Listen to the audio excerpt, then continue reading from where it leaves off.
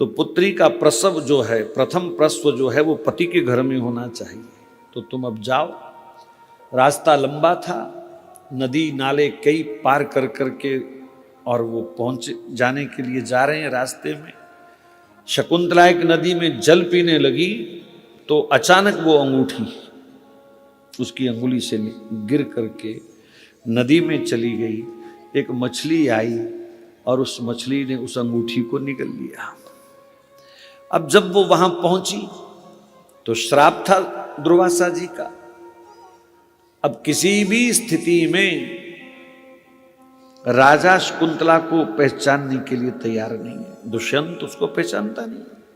ये कहां से कोई बनवासी लड़की आ गई है? ऋषि कन्या हो सकती है, बनवासी वस्त्र धारण किए हुए।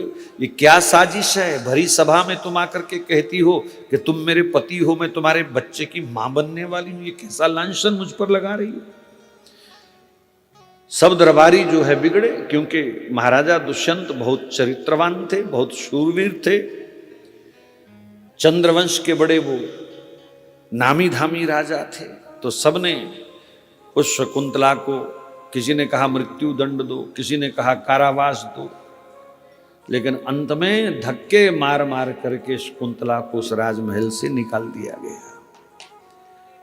पत्थर बरसाए लोगों ने। हमारे राजा पर कलंक लगाने आई है, धन की लोभी हो तुम, अपनी नजायज औलाद को वारिस बनाना चाहती हो। ना जाने कहां से मुंह काला करवा के आ गई। क्या क्या नहीं सुनना पड़ा बेचारी शकुंतला को। बेचारी धक्के खाती खाती गई है। मछुआरा एक दिन जाल फैला करके बैठा था दुष्यंत के ही राज्य का, और संयोग से वही वाली मछली जिसने अंगूठी खाई थी, निगली थी, वो उस जाल में फंस गई। और जैसे ही उस मछुआरे ने मछली को काटा तो उसमें से वो सुंदर अंगूठी निकले आई। गरीब आदमी बड़ा खुश हुआ, धन्य हो गया मैं, मेरी तो गरीबी कट गई, इतनी बड़ी सुंदर अंगूठी है। जौहरी के पास गया, कहा भाई इसको बेचना चाहता हूं। जौहरी ने जब देखा तो इस पे तो राजा का नाम लिखा हुआ है। बोले चोर, तेरी हिम्मत कैसी हुई राजमहल में प्रवेश करने की? तेरी इतनी हिम्मत के राजा की अंगूठी चोरी करके और उसी के राज्य के सुनार को तू बेचने आ गया? वो कांप गया, महाराज मैंने कोई चोरी नहीं करी। बोले अंगूठी राजा की है। तू तो अनपढ़ है लेकिन मैं तो पढ़ रहा हूं। तुरंत उसने सिपाही पकड़े, उस मछुआरे को पकड़ा और राजा के महल में अंगूठी सहित वो सुनार चला गया। और जैसे ही दुष्यंत ने उस अंगूठी को देखा तो उसकी सारी जो विस्मृति थी, जो भूल चुका था शकुंतला को दुर्वासा जी के श्राप से, वो फिर वो सब श्राप उसका पूर्ण हुआ। शकुंतला का उसे स्मरण हुआ। राजा व्याकुल हो गया और निकल पड़ा है वो खोज में कि शकुंतला कहाँ है, मेरी पत्नी कहाँ है। घने जंगलों में वो जा रहा था, क्या देखा? एक छोटा सा बच्चा शेरों के साथ खेल रहा है, सिंह के साथ खेल रहा है। सिंह का जबड़ा फाड़ करके उसके दांत गिन रहा है। ऐसा वीर बालक देख करके वो बड़ा आश्चर्यचकित हुआ, क्योंकि वेशभूषा ऋषि की थी, सिर में सुंदर जूड़ा जटाधारी प्रकार का, सुंदर कंठ में जनेऊ, रुद्राक्ष की माला इत्यादि ऋषि वेश में था रे। तो राजा बहुत देर तक उसको देखता रहा। अंत में जैसे ही राजा धनुष बाण लेकर के आगे बढ़ने लगा तो वो छोटा सा बच्चा उसको ललकारता है, खबरदार, ऋषि के आश्रम में तुम सशस्त्र प्रवेश नहीं कर सकते। कमाल है, छोटे से बच्चे की हिम्मत देखो, इतने बड़े राजा को ललकार रहा। कहा कौन है तू, किसका पुत्र है? बोले वीर लोग परिचय नहीं पूछते, वीरों का परिचय उसका शस्त्र होता है। तुम्हें अगर कोई शंका है मेरे लिए तो मेरे साथ युद्ध कर सकते हो। तुम इतना सा लल्लू राम राजा को चुनौती दे रहा है। अंत में पुत्र को ढूंढते ढूंढते शकुंतला आई। उसने अपने पति को देखा, थोड़ा मनमुटाव तो होना ही था, इतना अपमान सहा था उसने वहां पर। लेकिन जब सब सत्य सामने आया तो उस शकुंतला को कण्व ऋषि के सामने पुनः दुष्यंत ने स्वीकार किया और वो शेरों के साथ खेलने वाला जो बच्चा था वो भारत था। भरत, उस भरत से ये देश भारत हुआ।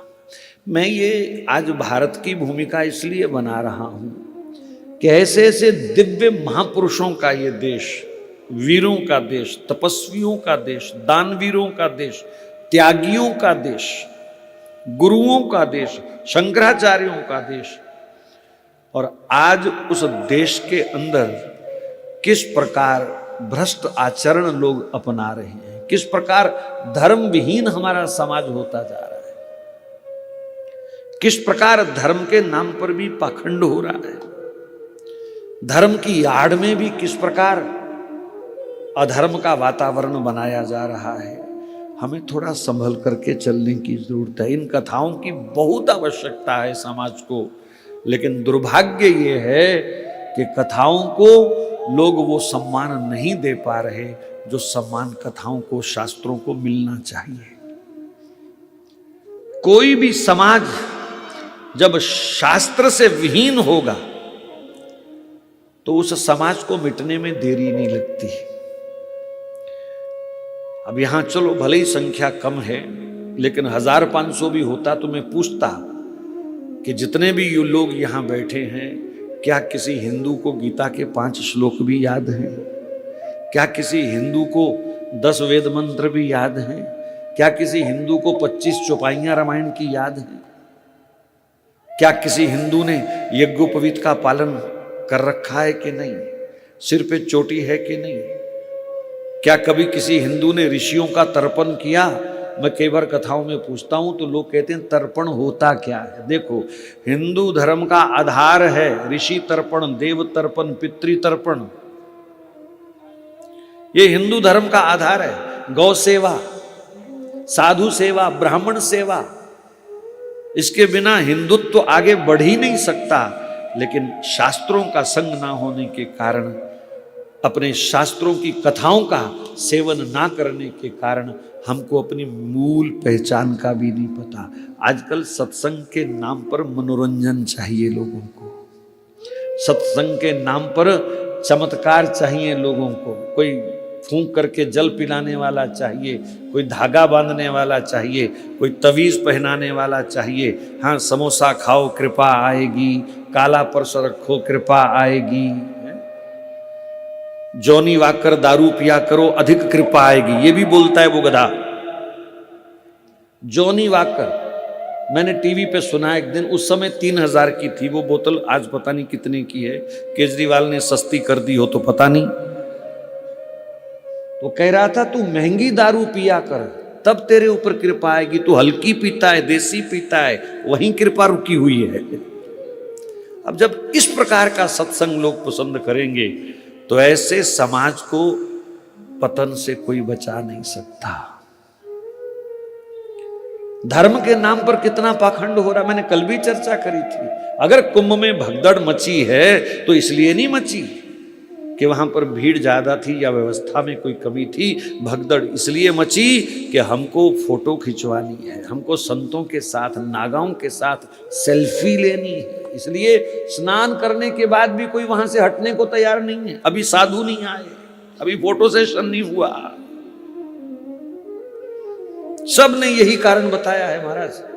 अगर सच्चाई पे जाओ तो अंदर की बात यही है, उस भीड़ के जमा होने का कारण यही है। अब मैं पूछता हूं, कोई कहता 12 साल बाद तो आता ही है कुंभ। इस कुंभ के लिए कहा गया कि ऐसा योग है जो 144 साल के बाद बना है।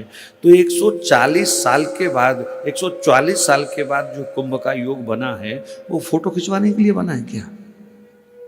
वो सेल्फी लेने के लिए बना है क्या?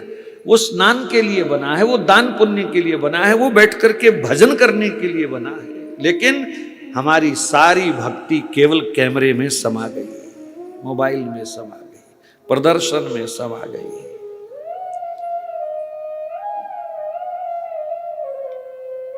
बाजार में खूब भीड़ है पर कथा का चिंतन किसी को है ही नहीं कि कथा भी हो रही है, कहीं कथा में भी जाना है। अब पता नहीं लोग क्या चाहते हैं। लोगों को मनोरंजन चाहिए।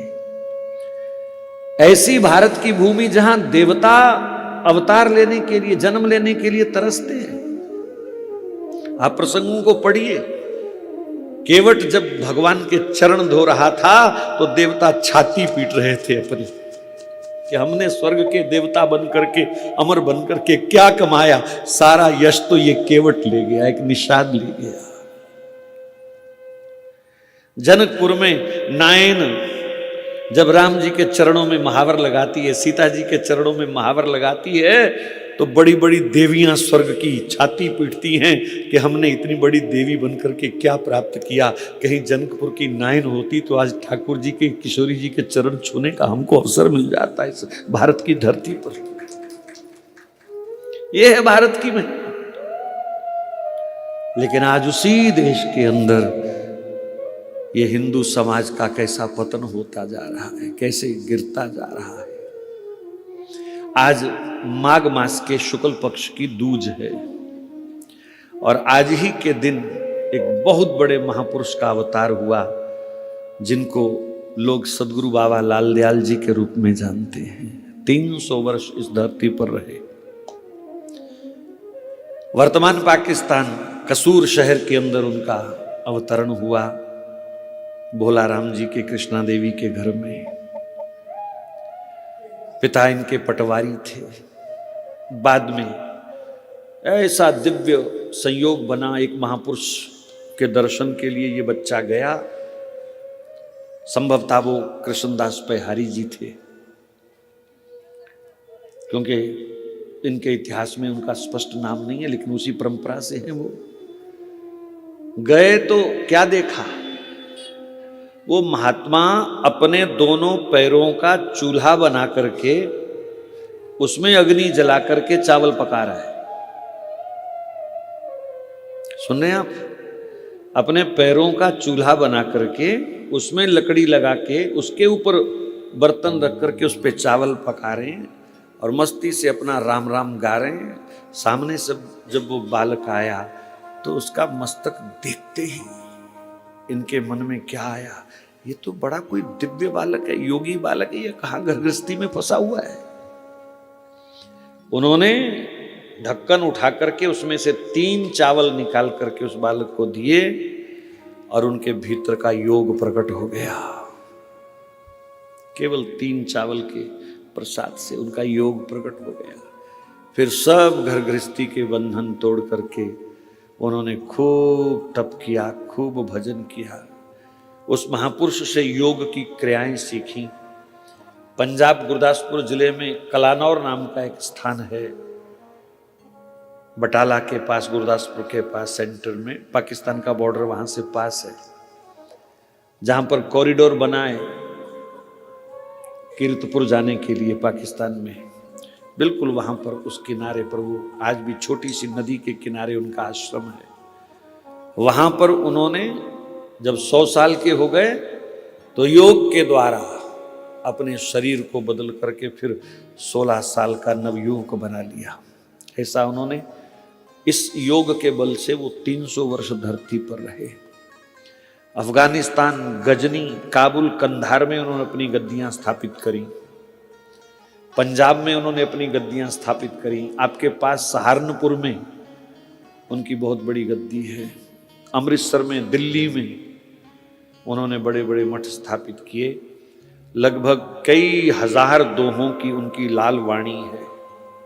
यह हमारा दुर्भाग्य है कि मुगलों ने तो जो किया सो किया, अंग्रेजों ने जो किया सो किया, लेकिन देश आज़ाद होने के बाद काले अंग्रेजों ने भी हमारे संतों को सामने नहीं आने दिया, उनकी वाणियों को सामने नहीं आने दिया।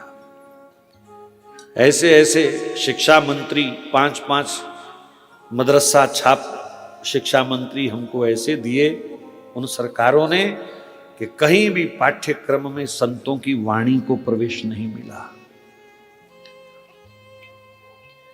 हमारे धार्मिक ग्रंथों को पढ़ाना ही बंद कर दिया गया। ऐसी ऐसी धाराएं कानून में, और ये हिंदू समाज सोता रहा। मुझे समझ नहीं आती, कोई जादू टोना किसी ने किया हुआ है कि मति भ्रष्ट हो रखी है।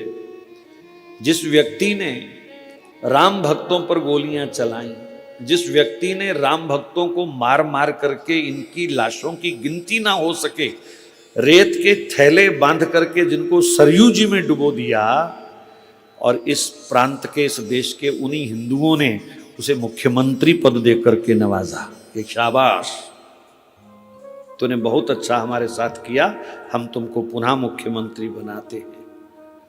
जिन्होंने 500 वर्ष का कलंक मिटाया, उस व्यक्ति का कहीं नामो निशान नहीं दोबारा दिखाई दिया कि वो व्यक्ति कौन था, जबकि इस समाज को उसके पैर धो के पीने चाहिए थे, जिसने इतना बड़ा कलंक मिटाया इस देश से।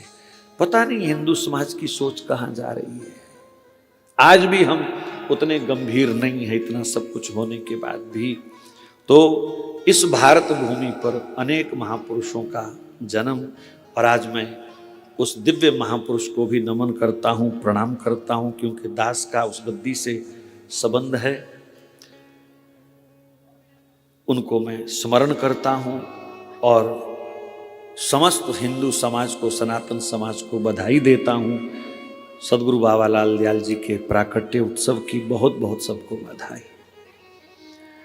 तो इस भारत की महिमा की हम चर्चा कर रहे हैं, दिव्य महापुरुषों की जननी है, जहां गंगा को मां कहा गया, जहां गऊ को मां कहा गया, जहां तुलसी को मां कहा गया।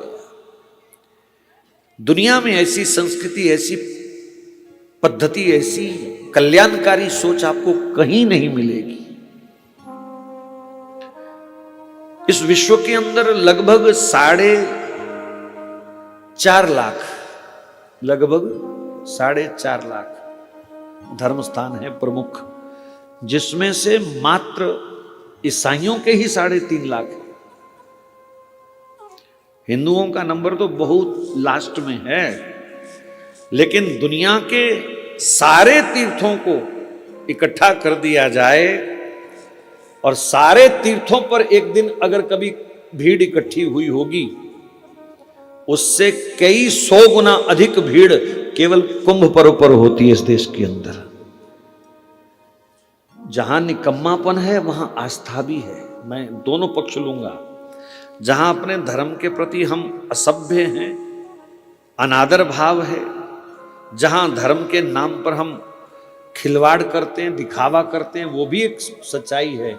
लेकिन ये भी एक सच्चाई है कि वर्तमान समय में सारे दुनिया के जितने धर्म स्थान हैं, उन सबको मिलाकर के भी उन स्थानों पर कभी एक साथ इतनी भीड़ नहीं होती जितनी अकेले प्रयाग में आज लोग श्रद्धा से दर्शन करने गए हुए हैं, स्नान करने के लिए गए हैं। तो जब इतनी आस्था है, इतना विश्वास है, तो क्यों नहीं पाखंड को, आडंबर को, दिखावे को हम बीच में से निकाल देते। अगर गंगा जी पाप धोती हैं और हम गंगा जी में पाप धोने के लिए जाते हैं, तो पाप धोने से बेहतर नहीं है कि पाप छोड़ ही दिया जाए, पाप किया ही ना जाए। क्या हमें पूर्ण विश्वास है कि गंगा जी ने पाप धो दिए? कोई भी व्यक्ति दावा नहीं कर सकता। अगर पाप धुल गए होते ना, तो हमारी दोबारा पाप में रुचि ना होती। ये भी एक निशानी है, ये भी एक पहचान है कि हमारे पूर्व पाप धुल गए। इसका एक ही प्रमाण पत्र है कि हमारी दोबारा पाप में रुचि ना जाए, हम पूरी वैष्णवता से जीवन जिए, हमारा जीवन एकदम नामनिष्ठ हो जाए। क्योंकि गंगा जी की धारा तो भक्ति की धारा है, राम भक्ति जहां सुरसरी धारा। तो गंगा जी में स्नान करने के पश्चात तो भक्ति के सिवा, भजन के सिवा कुछ अच्छा नहीं लगना चाहिए। अगर किसी की ऐसी स्थिति आ गई है तो मैं निश्चित रूप से उसको बधाई दूंगा कि सचमुच तेरे पाप सब गंगा जी ने धो दिए। लेकिन अगर नाम में रुचि नहीं है, शास्त्र में रुचि नहीं है, सत्संग में रुचि नहीं है, कथा में रुचि नहीं है, देवदर्शन में, तीर्थ में रुचि नहीं है, तो गंगा जी ने आपके पाप धोए नहीं, तुम्हें केवल वहम है। इन सब छोटी छोटी बातों का हमको ध्यान रखना चाहिए। हम लोग परम वैष्णव भक्त श्री नामदेव जी महाराज की चर्चा कल श्रवण कर रहे थे। भक्तमाल जी में बड़ा संक्षेप में ही वर्णन है, विस्तार तो बहुत है, जब आप पंढरपुर क्षेत्र में जाओगे तो नामदेव जी की कथा तो वहाँ के छोटे छोटे गांव के बच्चे सुनाएंगे, जो आपको वो हमसे कहीं बेहतर सुनाएंगे, क्योंकि उनके तो घर की खिचड़ी है। कितना भी वो जितना स्वादिष्ट वो बना सकते हैं इस कथा को, लेकिन टीकाकारों ने, शास्त्रकारों ने, ग्रंथकारों ने जितना जितना परिचय दिया है, हम उसका खूब दर्शन करें और उसको अपने जीवन में उतारने का प्रयास करें। तो जो शेष लीलाएं नामदेव जी के चरित्र की कल रह गई थीं, थोड़ा उनका दर्शन करते हुए हम और किसी चरित्र का दर्शन करने का आगे प्रयास करेंगे। राधे राधे गोविंद गोविंद राधे, राधे राधे गोविंद गोविंद राधे, राधे राधे गोविंद गोविंद राधे, राधे राधे गोविंद गोविंद राधे, राधे राधे गोविंद गोविंद राधे, राधे राधे गोविंद गोविंद राधे, राधे राधे गोविंद गोविंद राधे, श्री राधे राधे गोविंद गोविंद राधे, राधे राधे गोविंद गोविंद राधे, राधे राधे गोविंद गोविंद राधे, राधे राधे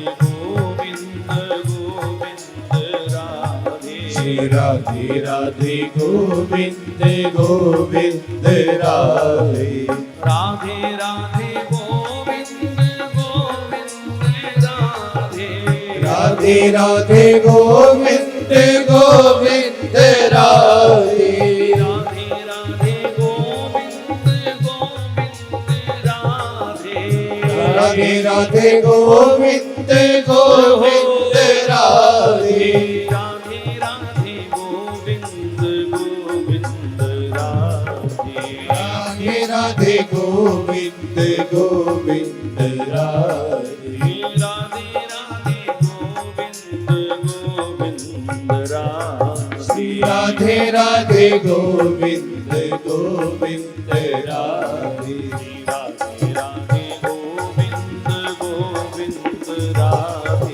राधे राधे गोविंद गोविंद राधे,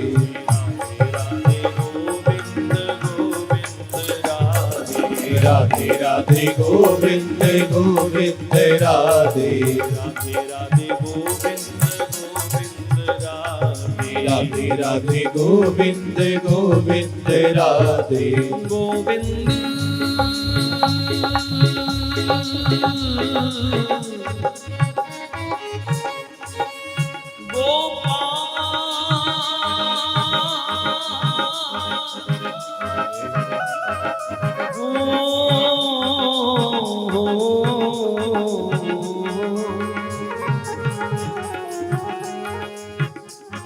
इन भक्तों के चरित्र से एक विश्वास मिलेगा, एक प्रेरणा मिलेगी। अरे दुनिया वालों मेरे सांवरे को,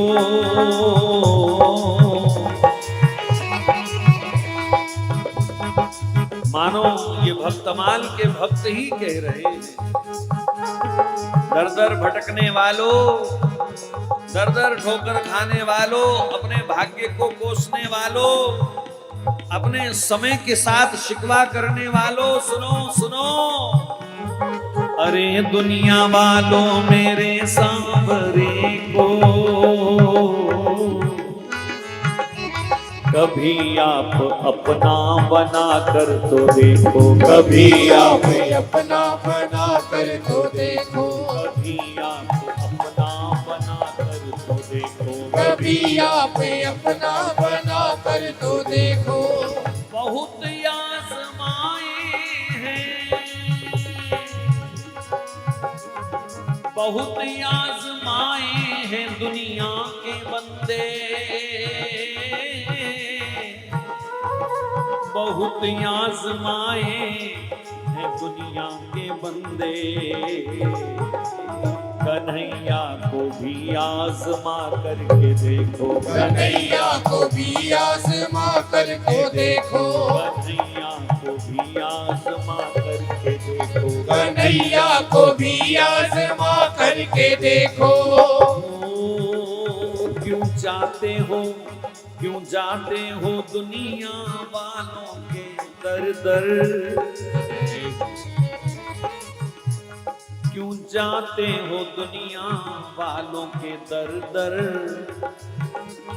जब बहती है गंगा अपने ही घर पर। ये रहमत का दरिया बख्शिश का खजाना, ये रहमत का दरिया बख्शिश का खजाना, कभी अपना दामन फैला कर तो देखो, कभी अपना दामन फैला कर तो देखो, कभी अपना दामन फैला कर तो देखो, कभी अपना दामन फैला कर तो देखो। ये गोकुल का ग्वाला,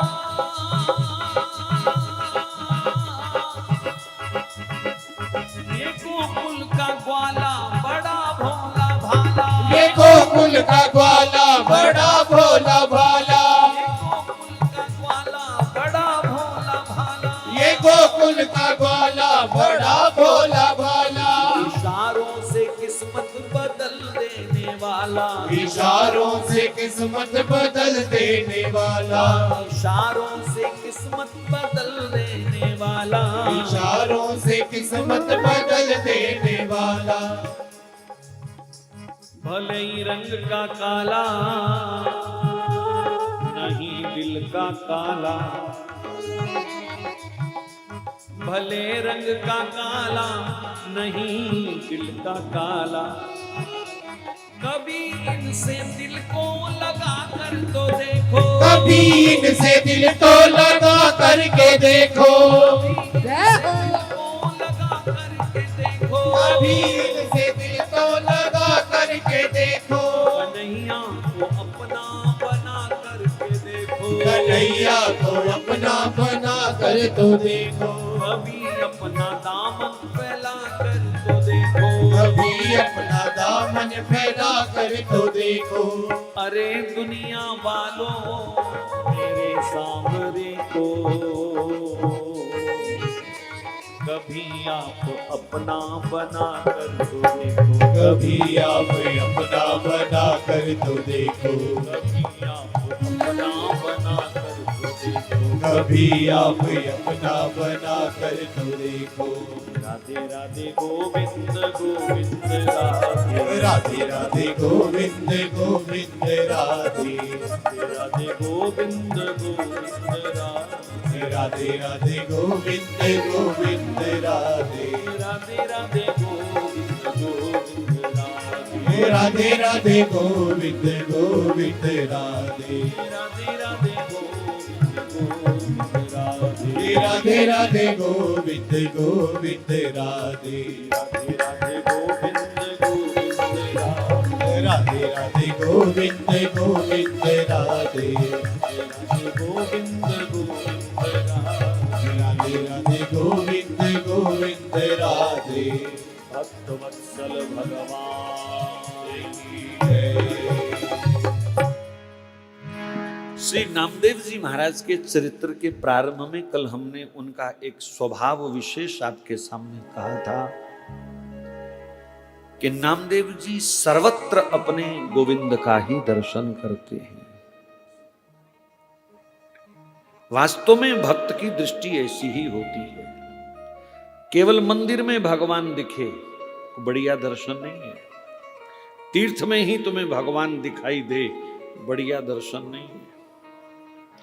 पूज्यपाद श्री डोंगरे जी महाराज ने दर्शन के 3 तरीके बताए, एक 3rd क्लास दर्शन, एक 2nd क्लास दर्शन और एक 1st क्लास दर्शन, 3 ही दर्जे होते हैं। बोले मंदिर में कोई भक्त गया और उसने वहां भगवान का दर्शन किया, सेवा पूजा करी, बस मंदिर से निकला, भगवान से संबंध खत्म। दर्शन तो किया उसने, लेकिन ये 3rd क्लास दर्शन है। मंदिर के अंदर। दूसरा दर्शन, कोई व्यक्ति भगवान को याद करता रहता है, पुकारता रहता है, और भगवान कभी उसके स्वप्न में आ गए, किसी भी रूप में भगवान ने किसी को स्वप्न में दर्शन दे दिया, ये मंदिर वाले दर्शन से दुगना है, ये सेकंड क्लास का दर्शन है। यानी 100 में से 60 नंबर तो आ गए आपके, अगर यहां तक कोई पहुंच गया। लेकिन जिसको जन जन में, कन कन में, सर्वत्र भगवान का दर्शन होता है, जो सब में अपने श्री हरि को निहारता है, ये फर्स्ट क्लास दर्शन है, ये पहले दर्जे का दर्शन है सब में। और इसमें कुछ भी मिथ्या नहीं है। भागवत जी में सृष्टि क्रम की कथा 2 बार आई है, और एक बात जब 2 बार कही जाती है तो इसका मतलब विशेष है, तभी दोहराई गई।